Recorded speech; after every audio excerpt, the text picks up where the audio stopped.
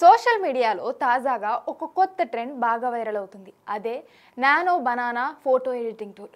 AI ఆధారంగా పనిచేసే ఈ యాప్లో జెమినీ ఏఐ సారీ ట్రెండ్ను నెటిజన్లు తెగ ఎంజాయ్ చేస్తున్నారు.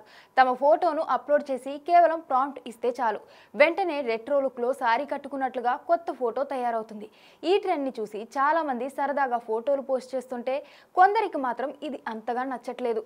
ఈ విషయంపై రతన్ టాటాకి అత్యంత సన్నిహితుడు, ప్రస్తుతం టాటా మోటార్స్లో జనరల్ మేనేజర్గా పనిచేస్తున్న శాంతను నాయుడు తన అభిప్రాయాన్ని సోషల్ మీడియాలో షేర్ చేశారు.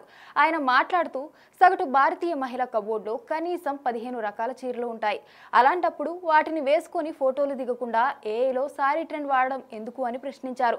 అలాగే ఒకవేళ ఎప్పుడూ ధరించని దుస్తుల్లో మన ఫోటోలను ఏఐ ద్వారా తయారు చేస్తే పర్లేదు, కానీ మన దగ్గరే ఉన్న చీరల కోసం కూడా ఏఐ సహాయం తీసుకోవడం నాకు ఆశ్చర్యంగా అనిపిస్తుంది అని, నిజమైన చీర కట్టుకుని తీసుకున్న ఫోటోలు మరింత అందంగా ఉంటాయి అని ఆయన అన్నారు. రతన్ టాటాతో చివరి వరకు కేర్ టేకర్ గా, జనరల్ మేనేజర్ గా మెలిగిన శాంతను ఆయనకు ఎంతో దగ్గరైన వ్యక్తి. ఇప్పుడు ఈ ట్రెండ్ పై ఆయన చేసిన కామెంట్స్ నెటిజన్లలో చర్చనీయాంశంగా మారాయి.